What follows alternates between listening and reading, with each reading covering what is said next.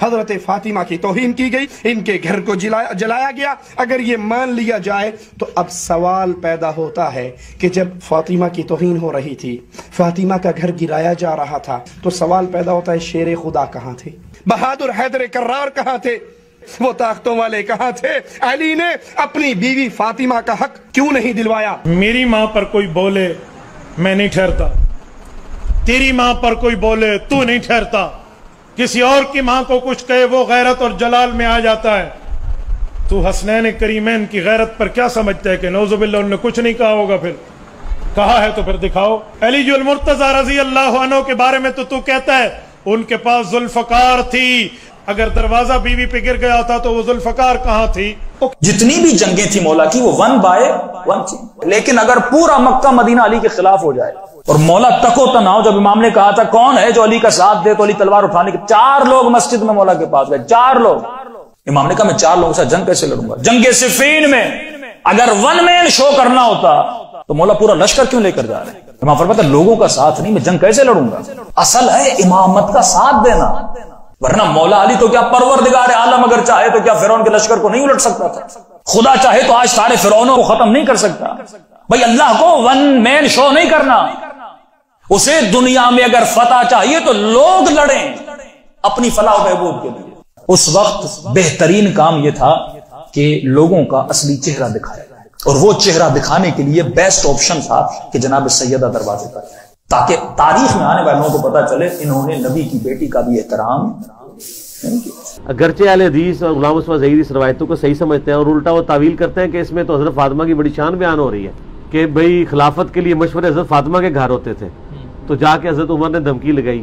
وہ شان کو لے کے بیٹھے ہوئے ہیں، ان کو یہ نہیں پتا کہ حضرت فاطمہ کو کس کیپیسٹی میں حضرت عمر دھمکی لگا سکتے تھے۔ ان کے باپ تھے، وہ تایا تھے، کیا تھے، اسی کیپیسٹی میں بھی نہیں تھی بنتی۔ پھر ہم تو ڈنگے کی چوٹ پہ کہیں گے کہ جو بندہ اس روایت کو صحیح مانتا ہے اس کو ماننا پڑے گا کہ حضرت عمر نے حضرت فاطمہ کی توہین کی ہے اور اس کی وجہ سے رسول اللہ کا دل دکھا ہے۔ دیکھیں اختلاف رائے اپنی جگہ ہے، ان کو پتہ نہیں کتنا خطرناک کھیل کھیل رہے ہیں۔ میں نے یہ کاغذ قلم کے بارے میں صاف کہہ دیا نا کہ حضرت عمر علی نے جو کچھ کیا غلط۔ ابن حزم جیسے کہتے ہیں کہ انہوں نے بہت بڑی خطا کی ہے، انہیں کیا حق تھا؟ حضور لکھوانا چاہتے لکھوانے دیتے۔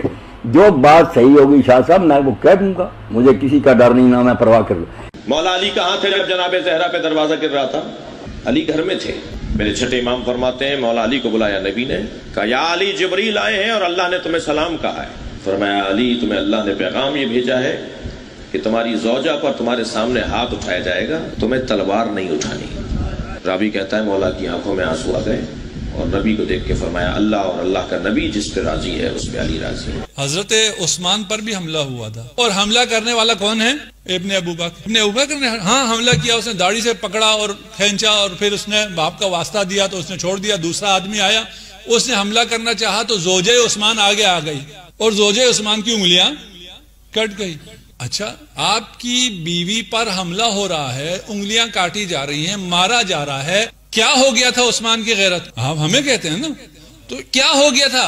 اور یہ غیرت مند جس کے پاس ہزاروں کی فوج بھی ہے، یہ تو ایک آرڈر کرے، پھر کیا ہوا؟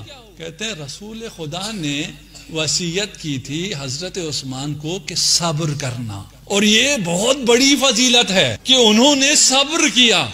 ان کی زوجہ کو ان کے سامنے مارا گیا، انہوں نے رسول خدا کی وجہ سے صبر کیا۔ یہ جو آپ سے کہہ رہے ہیں نا یہ کیسے ہو سکتا ہے کہ علی کے سامنے یہ ہو رہا ہو اور علی کچھ نہ کرے؟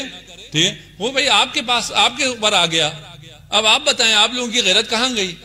وہ کیوں صبر کر رہا ہے؟ کوئی روایت نہیں ہے ان کی کتابوں میں بھی کہ رسالت مآب نے حضرت عثمان کو صبر کی کوئی تلقین کی ہو۔ ہم آپ کو شیعہ سنی دونوں کتابوں سے روایت لا کے دے دیں گے جہاں رسالت مآب نے علی ابن ابی طالب کو صبر کی تلقین کی ہے۔ اگر سیدہ کائنات پر اتنا بڑا حملہ ہو رہا ہو تو کیا غیرت علی مرتضی گوارا کرتی ہے بیٹھ کے گھر میں تماشا دیکھتے رہیں؟ اس پورے واقعہ میں مولا علی شیر خدا کہاں گئے؟ ہے جو کلمہ گو ہیں وہ اصحاب جو رسول خدا جب وضو فرمایا کرتے تھے تو وضو کا پانی زمین پر گرنے نہیں دیتے تھے، اس کی بیٹی سے ان کی رحلت کے فوراً بعد یہ ستم اور یہ سلوک ہو، یہ ممکن ہی نہیں ہے۔ اگر کچھ نے کیا تو باقی خاموش رہیں، یہ بھی ممکن نہیں ہے، یہ نہیں ہو سکتا۔ ہم بھی یہی کہتے ہیں کہ یہ نہیں ہو سکتا۔ یہ کیسے ہو سکتا ہے؟ یہ کیسے کلمہ گو ہیں؟ لیکن ایسا ہوا ہے، اسی بات کا تو رونا ہے۔ آیا یہ نقل نہیں ہوا؟ تاریخی کتابوں میں یہ واقعات نہیں آئے؟ تاریخی کتابوں میں درج ہیں۔ جناب سیدہ کا خطبہ عیناً یہ موجود ہے، فریقین میں موجود، سنی شیعہ دونوں نے اسے نقل کیا ہے۔ آپ کہتے ہیں یہ نہیں ہو سکتا، اس سے پہلے بھی کبھی ایسا نہیں ہوا۔ تمام امتوں میں یہ کام ہوا ہے۔